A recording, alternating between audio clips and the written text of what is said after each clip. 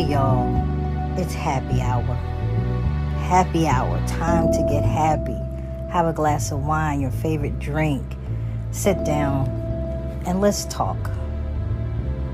In this episode, you're going to hear the ladies talking about different subjects.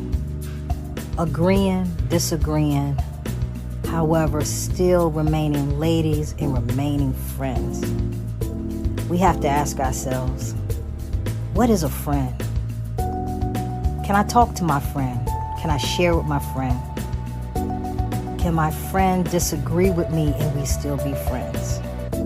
Yes, all of that. Young or old, we have to learn how to be friends with each other. And that's a lot what this episode is about. Enjoy. In order to have a friend, you must first be one. And that's the bottom line. I love how we're all so different and we're not afraid to say, April, well, I don't agree with that. Or Linda, I don't agree with that. And I'm going to just toot my horn. I am the best friend that you guys.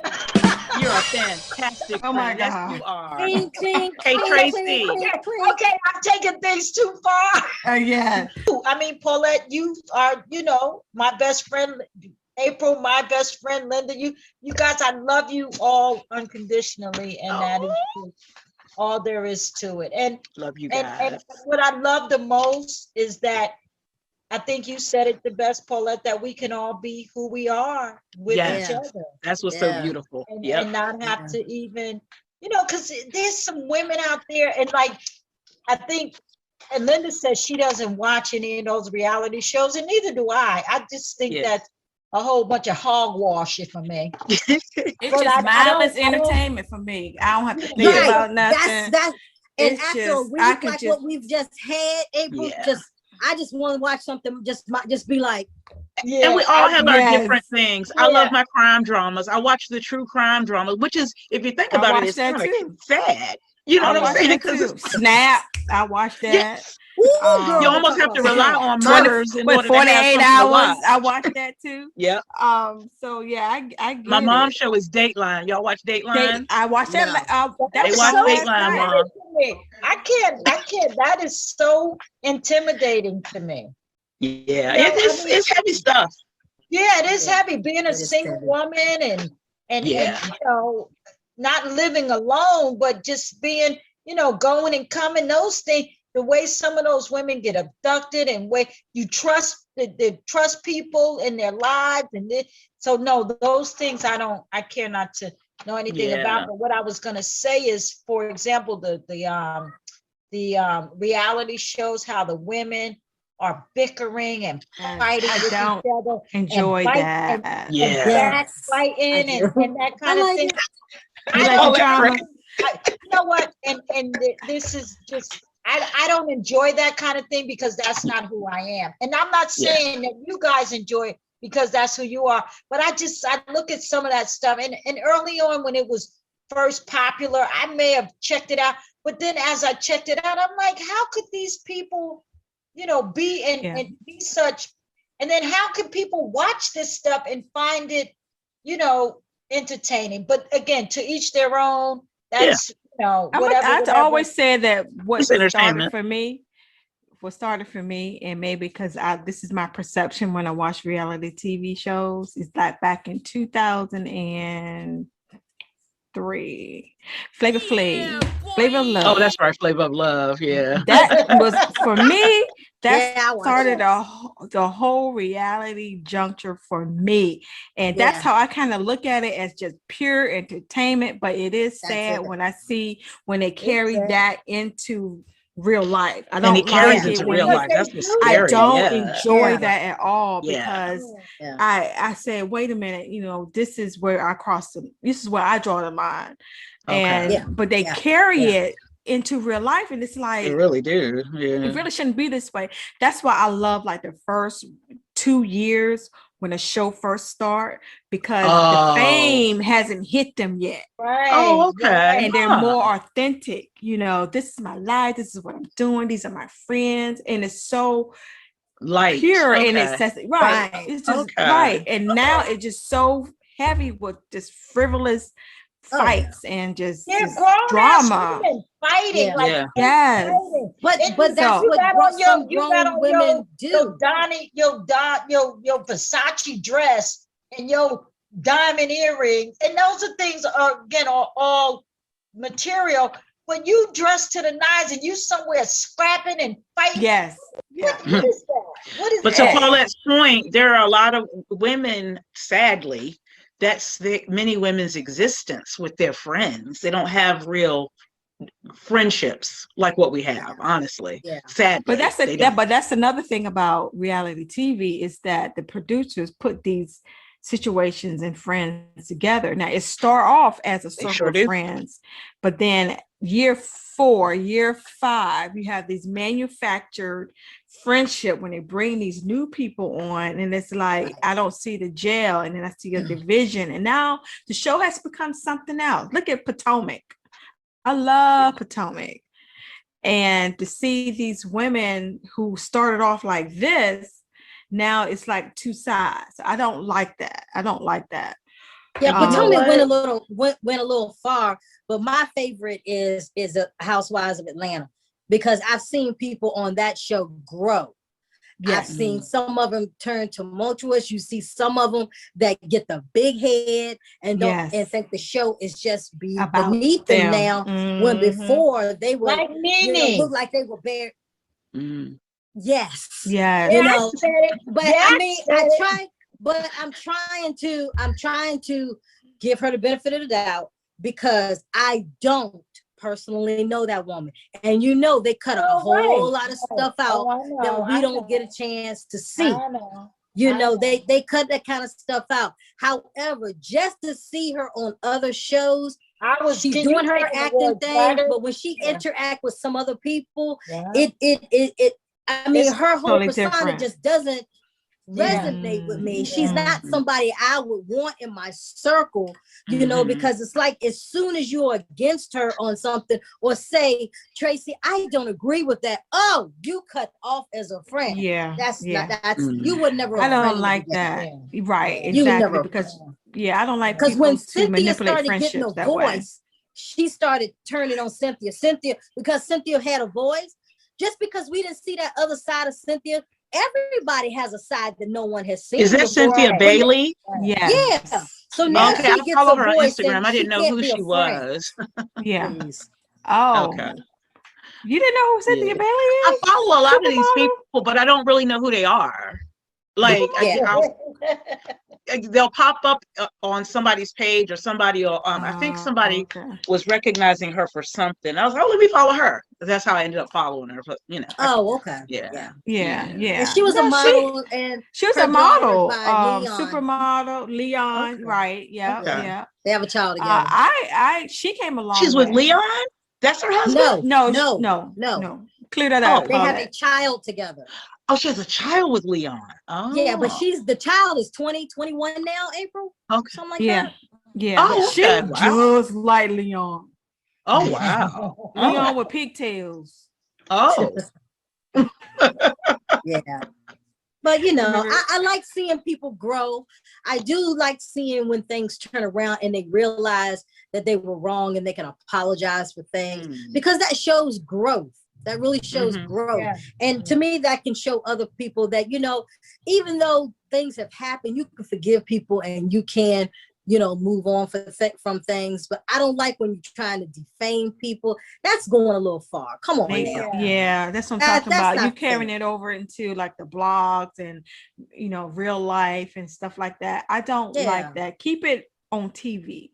Reality. Listening to you guys explain gives me a whole different perspective of, because I did used to ask, oh God, how can anybody watch that? But not trying to judge. But when I hear the reasons, what shapes it for you guys, it makes sense. It makes, I get that. I get it. So that's cool. And I get to dump a whole lot of intellect on that show. Yeah. I'd be like, and the other one, I don't know if you watched this one, April, is Celebrity Marriage Boot Camp on WeTV. Yes, I watched that. I used to watch Boot Camp before it became celebrity boot camp. Right. And I wish they would Right. go back to that. Right. Right. Yeah. Right. Yeah, I Because watched that it was too. a lot of teaching. It was real doctors that was in there, or counselors that was in there helping these couples to realize what's going on in their relationships and how to be better and all that kind of stuff. So I learned a lot, from that. And then of course my top is Fix My Life. I hate that she's leaving, but I understand why she's leaving too. Because some people are just not ready.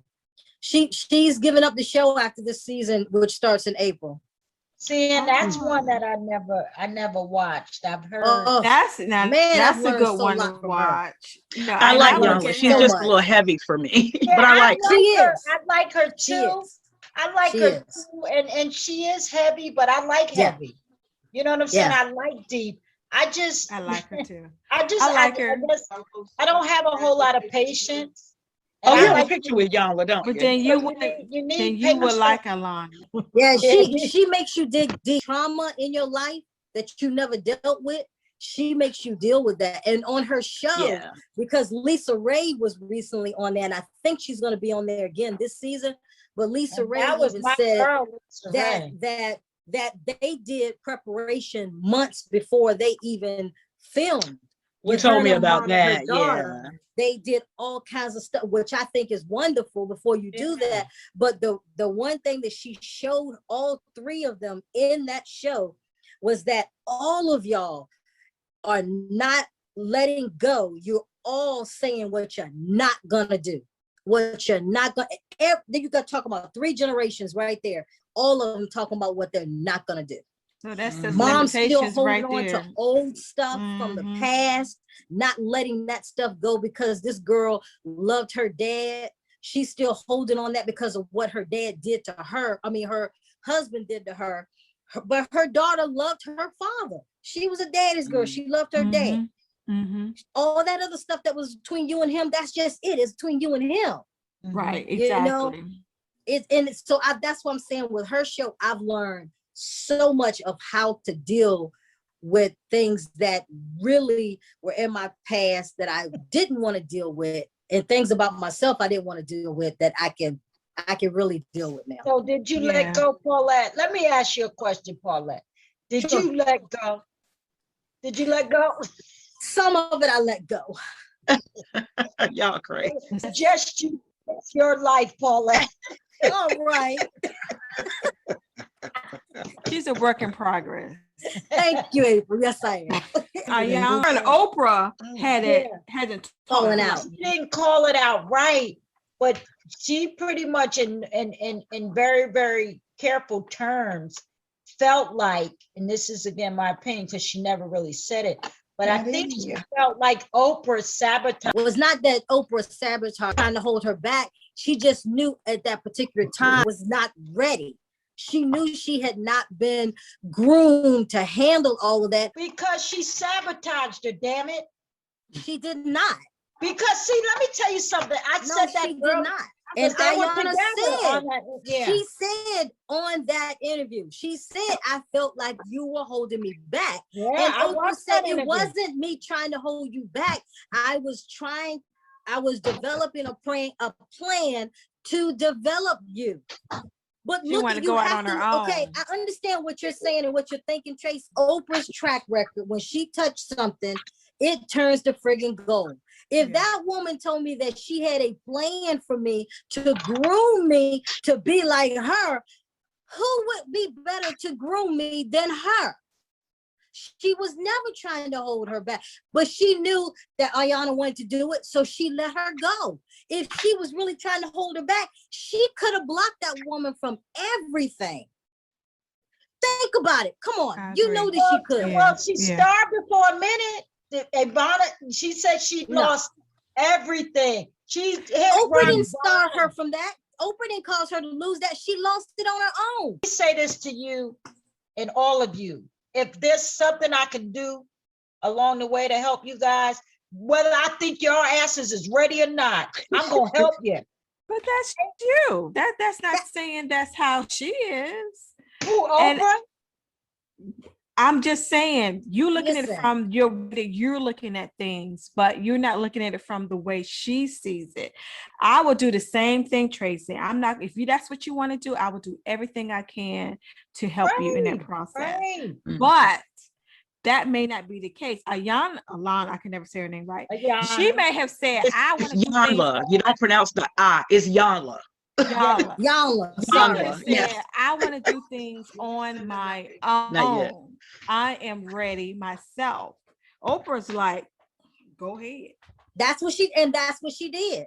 Already a media mogul, and she was just trying to groom her to be a media mogul as well. What is so wrong with that? She was looking out for her. But when Ayanla said that she wanted to go, she backed off and let her go. And then when she hit rock bottom, what happened? She looked to Oprah to save her. And Oprah was like, but this is the choice that you made. See, that's the bullshit is what I'm talking about. No, it's not. I don't like it. I don't like it. It's not. When you do that for the same for your, let's say your child. You did everything you did for your child to make sure you groomed him, and your child say to you, I want to do this on my own. And you be like, you know what, son, I know better. I got a plan for you. And your son be like, no, I want to go on my own. Fine, do it. But I'm gonna tell you, I'm not gonna see him. I'm not gonna see him sleep in the street and not help him. She didn't sleep in the street. No, and that's just a metaphor. That's just I'm saying she didn't get that but low. She hit rock bottom. She hit rock bottom. She said it. She said she was. But did she go? But did she even go to Oprah and say, "Hey, I need your help"? No. But you expect Oprah to lend a hand, though. Okay, because she Oprah, we can agree to this. We can agree to disagree on this one. Absolutely. I don't know the story. I gotta get caught up with it. I need to go watch the interview. Call me if I got it. I'm gonna help you. Whether you call me or not, and I know you need it, I'm gonna help you. That's who I am. And Oprah got far more money than I got. You can get my 10, 15 cents, okay, ladies? All right, can I borrow? Stimmy, please. You already gave me 2 of your cents. You ain't gotta borrow it. I can give you the 15 cents. I would like your stimmy, please. Well, I did some other things with it. Amen. I hear you, As girl. Q said, I gave it to you freely.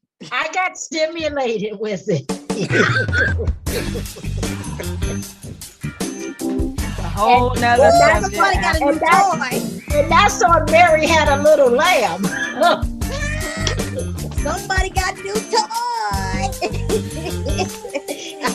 Yeah.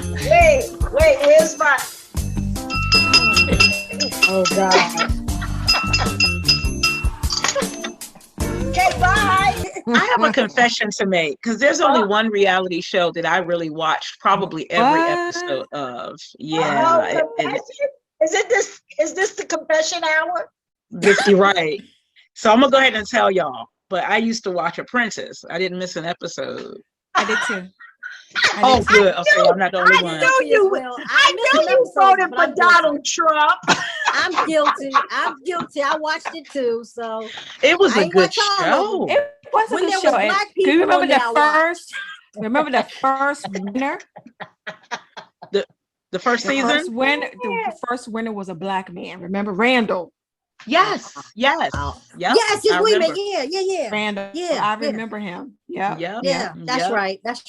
Well, and then it became celebrity, and then it kind of changed. And I'm like, when it became celebrity. I liked it before when regular people, again, when they do the celebrity thing. Because even when Omarosa was on, because she was on as a regular, and then she was on as a celebrity because she became a celebrity. Right. So where's the regular people when they're trying to get a job? Right.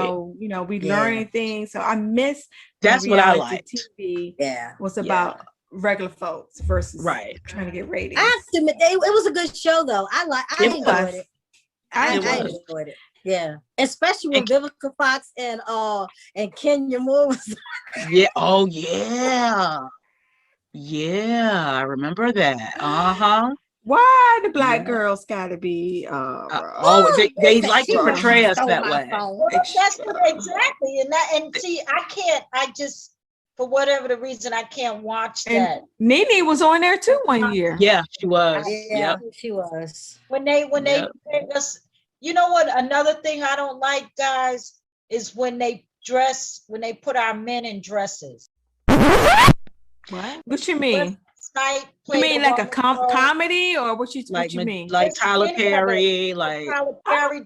I'm with that because I was a Flip Wilson fan, so I understand that whole. I love Flip Wilson. And see, this is a whole Geraldine so demeaning. Demeaning. I can't, because get a woman to play a woman. Why do you want our black men playing women? Okay, you gotta think. Demeaning. You gotta think about going back to like maybe 5th century, 6th century, whatever. When it comes to plays, men played women in those roles. So this is not like it's a black thing, right? Kabuki it's not theater. A black, right? Yeah. So yeah, it's not a black thing. It just happens, over time. I think, in my opinion, is that men, just like the women who get the facelifts and all those face surgeries, they do what they have to do to be relevant. Yeah, there's a school of thought, April. There's a school of thought mostly amongst men. It's the first time I've heard a woman express this honestly. I never like it. Like and Wesley Snipes was in a few. Are you saying because they make fun of women? To Wong Chu. Yeah, there's disgusting to me. Yeah. There's a school of thought. I didn't even like Robert Williams playing Mrs. Doubtfire. I didn't like that either. There's a school of thought that black men have to do that in order to become big players, to become big names in acting. You guys see, Ben Rhymes. LeBron James, he is in a skirt with a basketball. So you're saying that they do that to demean black men? Girl, or men, forget the black part, just men in general. You can read into it whatever you like, but what I think I'm trying to understand, because I don't see it. Well, I think it's a sense of control. I can make you or break you. If you don't do this, then you won't do that. Right. That's nothing different. That's nothing different than the sleeping couch. The what? Sleeping couch. The casting couch. But for men and in particular black men. The sleeping couch. Well, that's sleeping couch. The casting couch. But in particular for black men, there's the school of thought that yes, they're controlled and told, they're being told that they have to do this. They have to emasculate themselves. They have to, and that we can make you dress this way to show yourself as not so much of a man, because the idea, even going back to slavery days, is that the white man doesn't want the black man, has to demean the black man because he's a lot more masculine than the white man. So by the establishment saying you must put on a dress if you want to win this Academy Award, there's a school of thought that that's what's happening. Okay. I can't say it is or it's not, but there's a school of thought and that and correct me if I'm wrong, the only white man I know that have dressed as a woman, and please, I stand corrected by all means, is Robert Williams. Is there another? Williams. Patrick Swayze did it too, along with Wesley Snipes in that movie. I'm saying that it's not a black thing. Patrick Swayze. I can't get along. I can't say that that's a black thing. I cannot say that. Now, if you just want to make the argument about maybe that's what they do for men, okay. But I don't think I don't want to make an argument at all. I just want to make an argument. When I say argument, I don't mean no, arguing. I mean, I'm just saying I'm making my observation. Case. Yeah, it's just my observation, and it has been, and I just never liked it. I didn't like when my boy, the comedian, what's his damn name? he was Martin. Shanae, right. Yeah, I didn't, that was just so, like you, April, I'm just seeing it as entertainment. Like, I'm not thinking of that, but that thought, I mean, like you said, it's plausible. There's some, some validity to it. I don't see Flip Wilson dressed in it. Flip Wilson did a woman's thing. Let me tell you, I used to argue with my grandmother and told her that was not Flip Wilson in a dress. I believe that Geraldine was a real person when I was young. Okay. Well, I mean, if you look at Miss Doubtfire, you think because the makeup was fierce. All right, everyone. I hope you enjoyed this episode. I hope you can understand why we are such good friends, how we can talk, how we can share our experiences, share our feelings, and we don't have to always agree. It's not necessary to agree. That's what you want in your life, someone to give you their opinions, talk it out, give you a different way of looking at things. In our group, we do that, and we encourage everyone to do the same thing. And from that, you can grow. You can grow, you can blossom, learn, and you can teach. Most of all, teach our young how we can communicate with each other and not have to agree, but we can learn from each other. In the words of Tracy, be well. Thank you for listening to Uncorked-N-Conversation. This podcast is co-hosted by Linda White, April N. Brown, Tracy Langford, Paulette Irvy, and Sarita Boston. It is produced and edited by April N. Brown. The music is by Ben Sound.